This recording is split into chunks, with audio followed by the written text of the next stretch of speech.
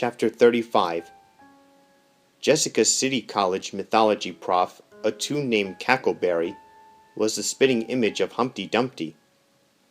"What can I do for you, Mr. Valiant?" he asked. The single overhead light in his tiny office made his shell-white noggin glow. "I'd like some information about a student of yours, Jessica Rabbit." Since he didn't have a neck, he nodded from the groin, rapping his chest against the desk in the process. I thought I might wind up with one professor scrambled loose, but he must have been made of sterner stuff than your normal hen fruit, since he survived the impact without a hairline crack. "Ah yes, Jessica Rabbit. A beautiful and charming woman. She's a model, you know. Does auto and toothpaste commercials. The only real celebrity I've ever had in my class." "What can you tell me about her?" "Not much, I'm afraid." He twisted his body from side to side, rapping hard against both arms of his wooden chair. The way he knocked himself around, I hoped his group medical plan covered reassembly, and by something better than all the king's men. "She's a bright student, straight A's. Especially interested in magic lanterns. I gave her a most comprehensive reading list on the subject." She tell you why she's so interested in them? "She mentioned something about writing a book." Cackleberry stirred some sugar into a cup of instant coffee, removed the spoon, and idly tapped it against his forehead. I stood back to avoid the splatter, but he came through in one piece again. "What exactly is a magic lantern?" I asked. "In simplest terms, it's any lantern possessing a genie," answered Cackleberry. "The most common legend concerns a lantern in which a Toon wizard imprisoned his mortal enemy.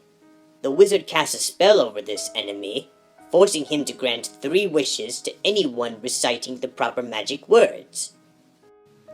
Could these wishes be for anything?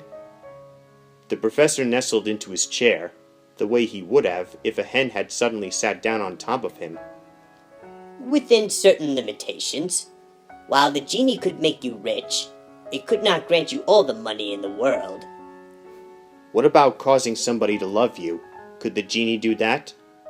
"Most assuredly." The professor put his hands behind his head. His shirt pulled open, and I saw a swatch of color on his chest, which could have been either a tattoo or some dye left over from Easter. This lantern sounds like a nice trinket to have around. "In the beginning, yes, it was. According to legend, it performed splendidly for such wealthy and powerful potentates as Kublai Khan and King Solomon. Unfortunately, the imprisoned genie eventually found a way to circumvent the wizard's intentions. It began to throw in what we moderns call a ringer, most often in the form of a time limit. Say you wished for wealth. You would get it, but after perhaps a year or two, the spell would dissolve, and your fortune would flitter away. The same with love, power, whatever you'd ask for. The person who made the wish would have his good life come crashing down around him and never know why." Could he remake the wish? "Yes, up to his 3-wish limit." Cackleberry pushed his spectacles up and perched them on the top of his head, but they kept slipping off the backside, so he finally gave up, removed them completely, and laid them on his desk. "According to the legend, most wishies used their 3 wishes quite rapidly, and did not have any left to correct things when the genie's trickery came to light." What became of this lantern? He shrugged. At least I think he shrugged. Since he didn't have any shoulders, there was really no way to tell for sure. "Legend has it that someone destroyed it." How do you do that? "It's not nearly as simple as you might think. He crossed his hands over his breast pocket. First of all, you must be pure of heart, above the temptations of ordinary mortals. You must call forth the genie, best him in hand-to-hand combat, and drown him in the sea. Not the easiest of tasks." What about the magic words that get the genie to appear? What are they? Cackleberry tamped some tobacco into a long pipe specially curved to follow the line of his stomach. "The words have been irretrievably lost.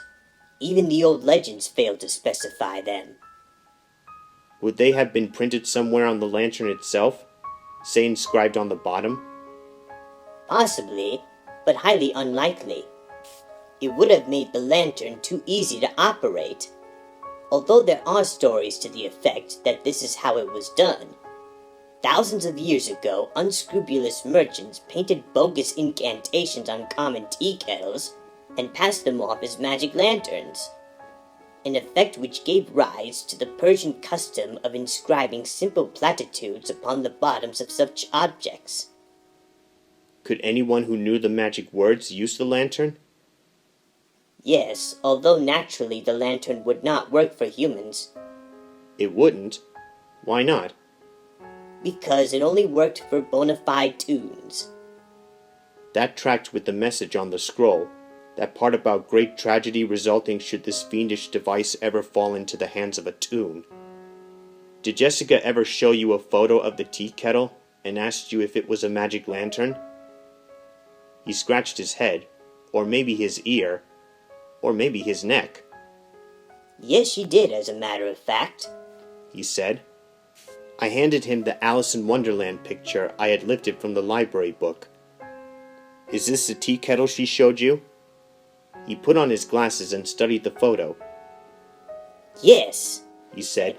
That's the one. In fact, this is the same photo of it, although hers was still in the book. What did you tell her about this tea kettle? Is it a magic lantern? He looked at me strangely, and then he laughed. You're spoofing with me, aren't you? Just the way Jessica was. Of course, that tea kettle isn't a magic lantern. How could it be? There is no such thing as a magic lantern. Never has been, and never will be. The magic lantern is a mythological object. Everyone knows that. I stopped by to see my friend, the scientist, the one I asked to analyze the tea kettle. He gave me his report. It was a common tea kettle, plain and simple, made out of ordinary iron. It contained traces of nothing more exotic than orange pekoe tea. Next, I called my friend in the police department. He had completed his check on Rocco and Dominic DeGreasy. It was pretty much as Carol had said. They had grown up dirt poor in a crummy neighborhood. They had come out of left field in the business world. One day nobody had heard of them. The next day they owned the biggest cartoon syndicate in town.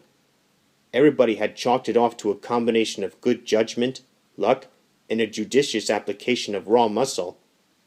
I was about to hang up when my informant threw in the kicker. Gotta hand it to them, he said. They're doing a great job at crossing the line. What do you mean by that? I asked. According to their birth records, he said, both Rocco and Dominic DeGreasy are bona fide humanoid toons.